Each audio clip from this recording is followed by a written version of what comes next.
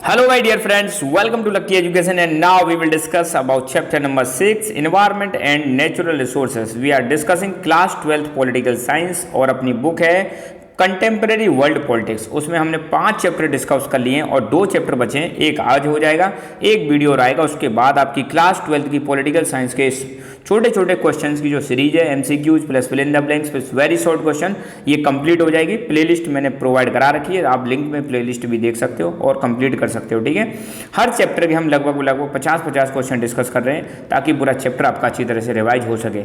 Environment and natural resources के आज मैं आपको 60+ क्वेश्चन डिस्कस करने वाला हूँ विद आंसर्स। ठीक है, तो शुरुआत करते हैं। इन्वायरमेंट एंड नेचुरल रिसोर्सेज, पहला ही क्वेश्चन है आपका, what is not included in the common heritage of the world. Common heritage का मतलब ऐसी हेरिटेज, ऐसी विरासत, ऐसे रिसोर्सेज, ऐसे सामान जिस पर हम सबका अधिकार होता है, उसको हम क्या बोलते हैं? Common heritage. तो इन 4 ऑप्शन में से कौन सी चीज़ कॉमन नहीं? देखो, एटमॉस्फेयर हम सबका अधिकार है, सी पर हमारा सबका अधिकार है, आउटर स्पेस पर हमारा सबका अधिकार है, मगर रोड किसी पर्टिकुलर कंट्री के होते हैं, किसी पर्टिकुलर व्यक्ति विशेष के होते हैं, व्यक्ति विशेष नहीं सॉरी फिर कंट्री के होते हैं और सरकार के होते हैं। सरकार टैक्स भी लेती है, आप सबको पता है, रोडवे पे। तो यहाँ पे सही आंसर क्या होगा? रोडवेज।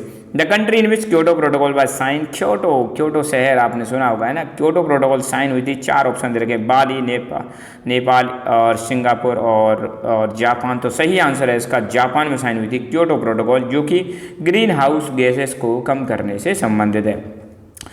रियो अर्थ समिट जो हुई थी उसमें कितने देशों ने पार्टिसिपेट किया था? यहाँ पे ऑप्शन दे रखे हैं 172, 170, 180 और 175। और इसका सही आंसर है, अर्थ समिट में भाग लिया था 170 कंट्रीज ने। अंडरस्टूड। अर्थ समिट जो कि 1992 में हुई थी, कहाँ पर हुई थी?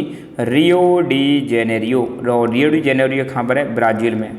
अगला क्वेश्चन है, the reason for growing concern about environment. Environment के बारे में हम आज की डेट में बहुत ज़्यादा चिंतित हैं, तो इसका रीजन क्या है? 4 ऑप्शन दे रखे हैं, कौन सा ज़्यादा बेस्ट सूटेबल है? Protection of environment continues for indigenous people and natural habitats, developed countries are concern, यहाँ पर कनेक्टेड की जगह आएगा कंसर्न अबाउट प्रोटेक्टिंग नेचर, और human activities have caused extensive damage to environment and this damage has reached the extent of danger, none of this. तो आज की date में हम जो कंसर्न है ना एनवायरमेंट के बारे में, तो सही आंसर है ये वाला कि ह्यूमन एक्टिविटीज है ना, उन्होंने इतना डैमेज कर दिया एनवायरमेंट को कि अब वो खतरे के निशान पर पहुंच गया है। इतना ज़्यादा डैमेज कर दिया, तो अब हमें इस खतरे को कम करना पड़ेगा, इसलिए हम एनवायरमेंट के बारे में चिंतित होने की बात है। नेक्स्ट क्वेश्चन है, अर्थ समिट कब हुई थी? 1992, 1995, 1997, 2000। तो सही आंसर है 1992। अर्थ समिट के बहुत क्वेश्चन आते हैं, ध्यान रखना। Where was the United Nations conference on environment and development held in 1992।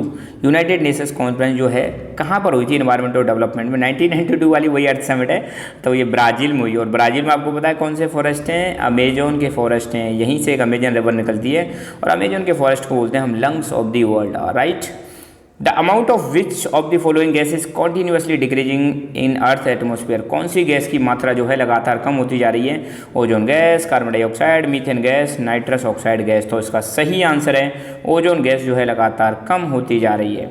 India signed and ratified the Kyoto protocol. सबको पता है क्योटो प्रोटोकॉल 1997 में आई थी, तो इंडिया ने इसको कब साइन किया? तो सिंपल सी बात है, बाद में साइन करेगा, पहले तो कर नहीं सकता। तो इसका सही आंसर है 2002 में इंडिया ने क्योटो प्रोटोकॉल को रेटिफाई भी कर दिया, साइन भी कर दिया, सब कर दिया ना।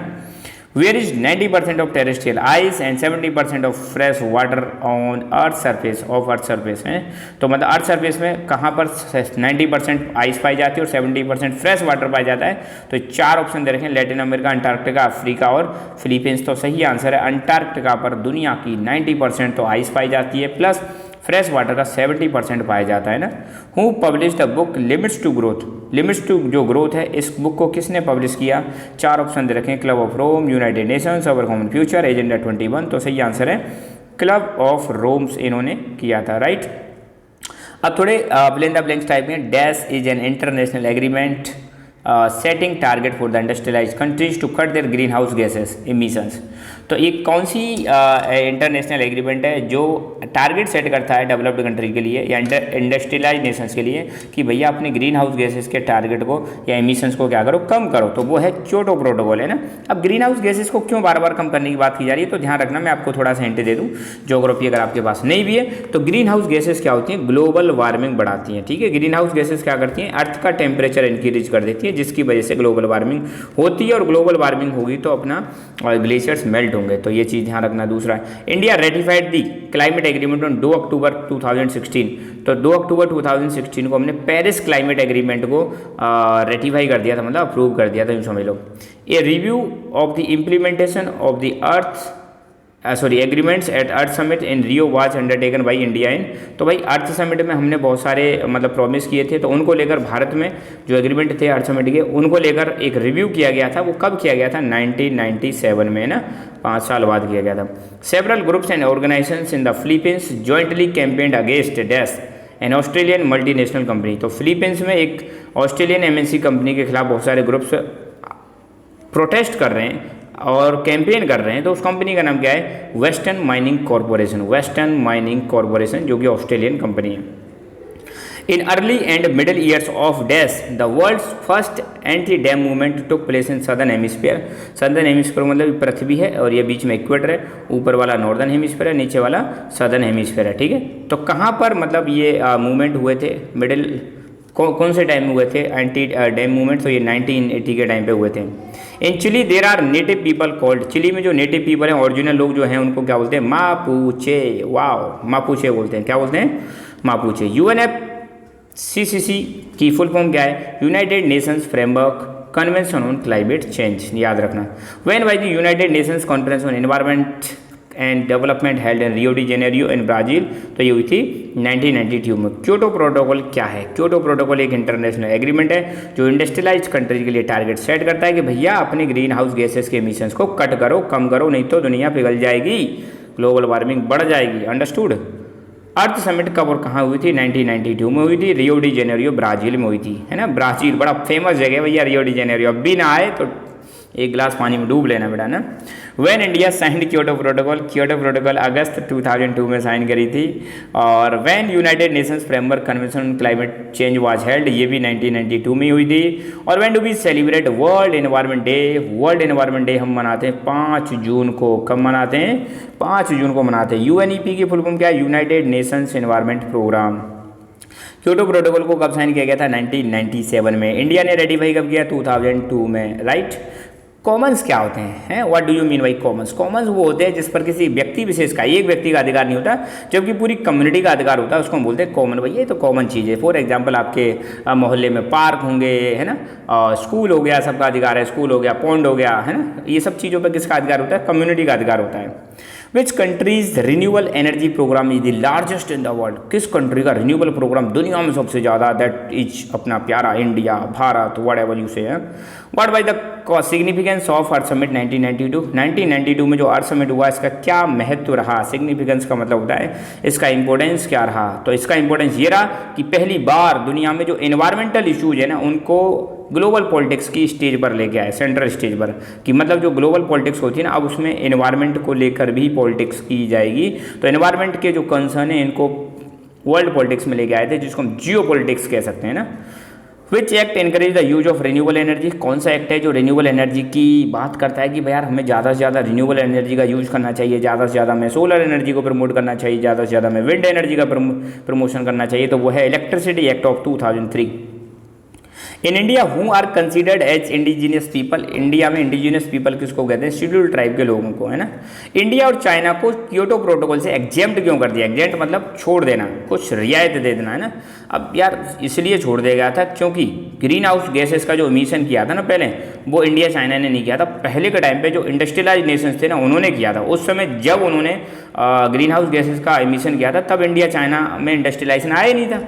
आपको पता है ना, इंडस्ट्रियल रेवोल्यूशन की शुरुआत बहुत पहले हुई थी, इंग्लैंड में हुई थी, उसके बाद यूरोप में फैलने लगी, अमेरिका में फैलने लगी। मगर उस समय इंडिया चाइना बहुत मतलब एक समय से कॉलोनाइज कंट्री थे, इन पर अधिकार कर रहा था। हमारे यहाँ पे तो इंडस्ट्री थी नहीं।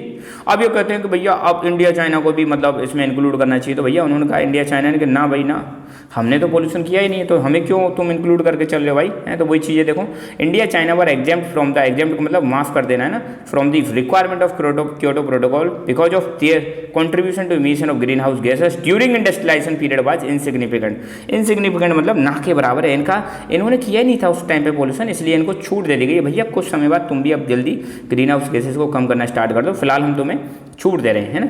ओके, हाउ मेनी स्टेट्स और countries attended earth summit of 1992, कितने देशों ने अटेंड किया था? 170 देशों ने अटेंड किया था। लिस्ट एनी 4 एरियाज और regions which come under global commons, global common में कौन कौन सी चीज़ें आती हैं ना? Earth atmosphere, Antarctica, ocean floor, outer space, ये सब किस में आते हैं? ग्लोबल कॉमन्स में ही आते हैं।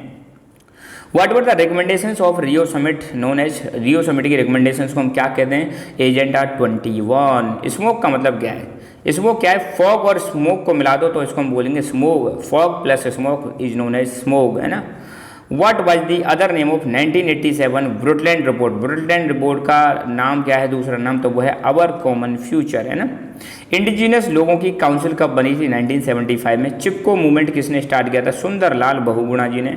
क्योटो प्रोटोकॉल को कब साइन किया गया था? क्योटो, पहली बात तो क्योटो जापान में साइन किया गया था, 11 दिसंबर 1997 में साइन किया गया था, और इंडिया ने 2002 में साइन किया था। Poor and developing countries of the third world are known as global south, पूरी दुनिया को ऐसे बांट दिया, ऊपर वाले ग्लोबल नॉर्थ, नीचे वाले ग्लोबल साउथ। ग्लोबल नॉर्थ जो हैं डेवलप्ड हैं, इंडस्ट्रियलाइज्ड हैं, ये बेचारे पुअर हैं, नॉन इंडस्ट्रियलाइज्ड हैं ना। WWF की फुल फॉर्म क्या है? World wild life fund. When by the global conference on environment protection held, तो ये 1975 में होती है। ग्लोबल कॉमन्स क्या होते हैं? ग्लोबल कॉमन्स वो होते हैं जिस पर किसी एक देश का अधिकार नहीं होता, ध्यान रखना। Global Commons is not a part of any sovereign state, it is not controlled by any state. तो ध्यान रखना, ग्लोबल कॉमन्स पर किसी एक कंट्री का अधिकार नहीं होता, किसी एक स्टेट का अधिकार नहीं होता, ये सबके होते हैं। किसके होते हैं? सबके होते हैं, इसलिए उनको बोलते हैं ग्लोबल कॉमन्स। एग्जाम्पल में 4 एग्जाम्पल याद रखना: अर्थ एटमोस्फेयर, सी सरफेस, आउटर स्पेस और ओशियन फ्लोर। इन सब पे हम सब का अधिकार है। अर्थ समिट कहाँ हुई? रियो डी जेनेरियो, ब्राजील में हुई थी, 1992 में हुई थी, ध्यान रखना। What is the importance of what is the important achievement of Earth summit? Earth summit का मेन अचीवमेंट क्या रहा भाई? अर्थ समिट का क्या फ़ायदा रहा? पहली वही चीज़ अभी हमने थोड़ी देर पहले डिस्कस की थी, इन्होंने जो है इन्वायरमेंटल इशू को ये ग्लोबल पॉलिटिक्स में लेके आ जाते हैं। इन्वायरमेंटल इशू जो है अब डिस्कस किए जाने लगे ग्लोबल पॉलिटिक्स में, है ना।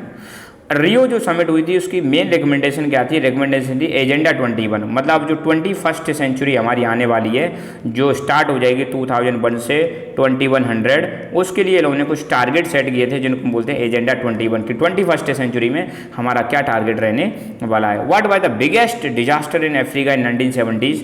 स्नोफॉल। और give any one reason for environmental pollution, environmental pollution का एक सबसे बड़ा रीजन तो पॉपुलेशन है ना। Write any one major of environmental protection, environment को अगर हमें प्रोटेक्ट करना है तो एक तरीका बताओ, तो भाई पॉपुलेशन पे कंट्रोल कर लो, सबसे बढ़िया तरीका यही है ना एनवायरमेंट को प्रोटेक्ट करने का। Understood? What do you mean by common property? Common property क्या होती है? कॉमन प्रॉपर्टी में ध्यान रखना, ऐसी प्रॉपर्टी या ऐसे रिसोर्सेज जिस पर कम्युनिटी का अधिकार होता है बजाय किसी एक व्यक्ति को, उसको हम बोलते हैं कॉमन प्रॉपर्टी या कॉमन वेल्थ या common resources. What words are used for indigenous people in India? India में इंडिजिनियस पीपल के लिए किस शब्द का इस्तेमाल करते हैं? शेड्यूल्ड ट्राइब, है ना। Turkey, Syria, Iraq at odds with each other over construction of dam on which river, है ना।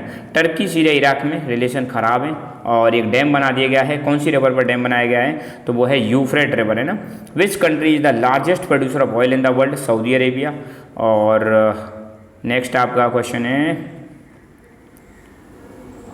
What is the meaning of native? ध्यान रखना, ये मान लो कोई जगह है, यहाँ पे कोई लोग हजारों सालों से रह रहे हैं, तो जो लोग यहाँ पे हजारों सालों से रह रहे हैं आज उनके वंशज देखने को मिलेंगे, तो उन लोगों को हम बोलते हैं नेटिव लोग बोलते हैं। ध्यान रखना, समझ में आई बात? तो natives are descendant of the people who have been living in a country for a long time, किसी देश में बहुत लंबे समय से रहने वाले लोगों के जो वंशज होते हैं, डेसेंडेंट का मतलब होता है उनके जो वंशज होते हैं, उन्हीं को हम बोलते हैं नेटिव्स। अंडरस्टूड?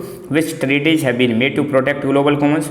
ग्लोबल कॉमन्स को बचाने के लिए कौन कौन सी ट्रीटी अब तक साइन की गई है? Antarctic treaty 1959, Montreal protocol 1987, Antarctic environment protocol 1991। Sustainable development तो यार बहुत फेमस डेफिनेशन है, पता ही होगी आपको।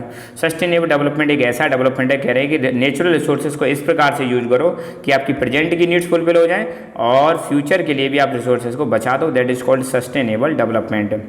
ग्रीन हाउस गैसेस के नाम बताने हैं जिनकी वजह से ग्लोबल वार्मिंग हो रही है ना, तो वो गैसेस हैं carbon dioxide, methane, hydrofluorocarbon, water vapour. ये सारी गैसेस ग्लोबल वार्मिंग करती हैं, दुनिया में टेम्परेचर बढ़ जाता है इनकी वजह से। When by the world council of indigenous people formed, the world council of indigenous 1975 में फॉर्म हुई थी ना।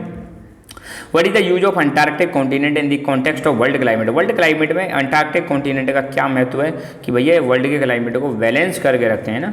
What was indicated in the report of our common future, हमारी जो कॉमन फ्यूचर है उस रिपोर्ट में क्या कहा गया था। उस रिपोर्ट में ये कहा गया था कि प्रेजेंट में जो इकोनॉमिक ग्रोथ का जो पैटर्न है ये सही नहीं है लंबे समय के लिए। लंबे समय में एक बहुत बड़ी समस्या आने वाली है। बहुत बड़ी समस्या ये है कि इन्वायरमेंटल प्रॉब्लम्स बढ़ने वाली हैं। अगर हमें डेवलपमेंट करना है तो हमें इन्वायरमेंट को साथ में लेके चलना पड़ेगा, फ्यूचर जनरेशन को साथ में लेकर चलना पड़ेगा, नहीं तो समस्याएं बहुत बढ़ जाएंगी। तो यहाँ पर हमारा चैप्टर 6 भी खत्म होता है, एक चैप्टर बचा है, ठीक है। और अंत में आपसे एक request, please subscribe lucky education and be the part of lucky education family.